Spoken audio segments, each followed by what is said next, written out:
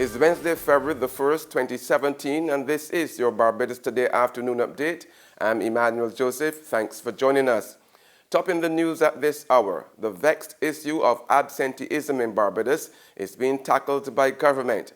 Minister of Labour Dr. Esther Bayosoku told the Senate this afternoon that the problem will be receiving particular attention under a special program.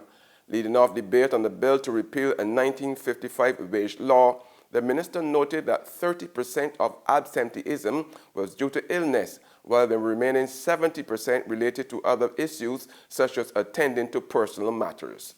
Then another complaint you hear from workers is the presenteeism, where a worker will show up to work and be there in body only, but not in mind and not in spirit. They are doing other things, they are not engaged. We've seen studies that suggest that a number of the percentage of engaged workers averages out at about 35% in the public and private sectors. And we had those figures done for Barbados, and we've seen that they compare with figures in other countries as well around the world. In the United States, for example, it's pretty similar. The Barbados government says the various actions of U.S. President Donald Trump are posing a challenge to this country. Speaking last night at a ceremony to observe the 50th anniversary of the Cuban Revolution at Grand Salle of the Central Bank, Minister of Foreign Affairs and Foreign Trade Senator Maxine McLean said she, however, hopes the region's strong and long-standing relations with the U.S. would be maintained for the people's benefit. The intention now must be on charting a path that focuses on our need. We are challenged by all that is evolving around us up north, but I anticipate that as we work together in this hemisphere, within our bilateral relations, within our relations as members of CELAC, and as part of CARICOM, and indeed CARIFORUM, that we anticipate that all that has developed between us, all that is necessary to ensure that our people can develop and realize our full potential will happen. Cuban Ambassador to Barbados Francisco Fernandez underscored the need for the Caribbean to work closer together now more than ever before. There are many challenges in this globalized and neoliberal world. And for us, the developing countries, the Caribbean nations, we have to go ahead tight, very tight, in many areas as we can.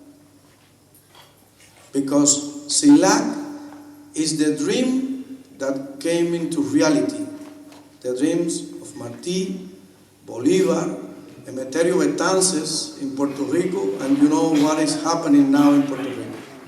Former Prime Minister and Minister of Finance Owen Arthur has warned that no one-off sale of state assets ought to be used to pay for the current expenses. Arthur's advice comes in the wake of government's recent announcement of the planned sale of the Barbados National Terminal Company Limited to the Saul Group of companies. A one-off sale of this and that are not enough, and in fact, the sale of assets should be used to pay down debt.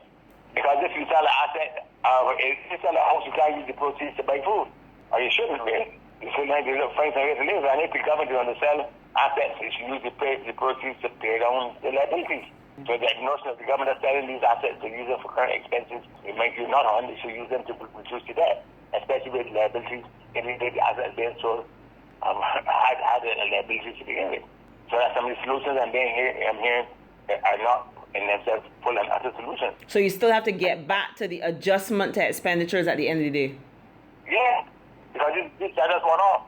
It's like you selling your house, man, to buy food. You know that's the one off. Some things what you can do. In a way, the Rubicon has been crossed.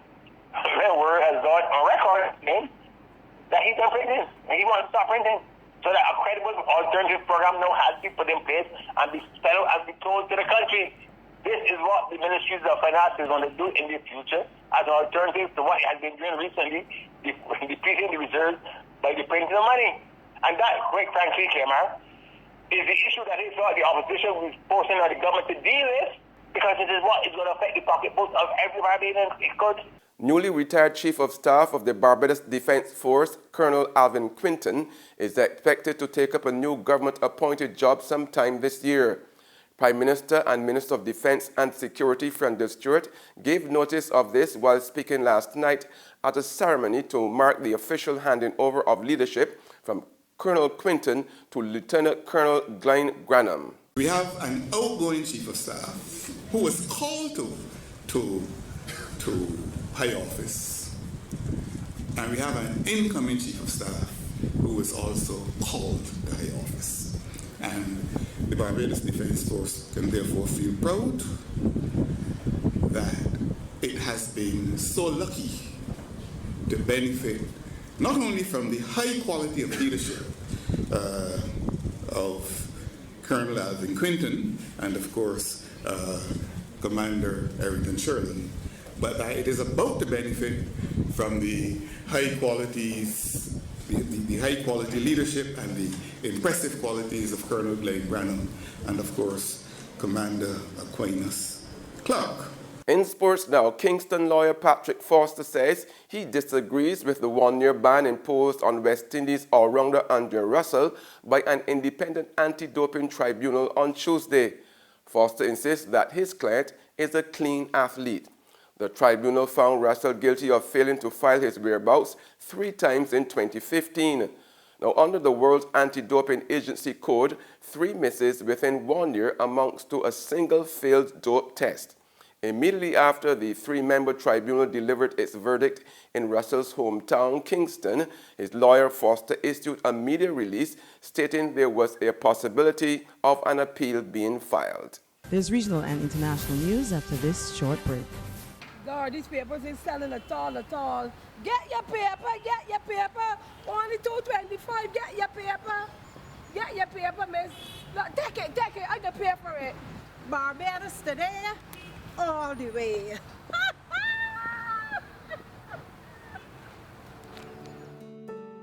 The Barbados Today, news you can trust.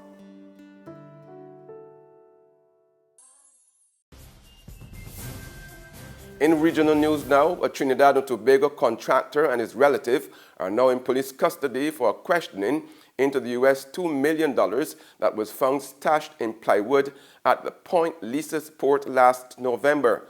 Last December, the Express newspaper reported that the money was linked to a major drug and money laundering ring operating out of Trinidad, stretching up the islands and into the United States.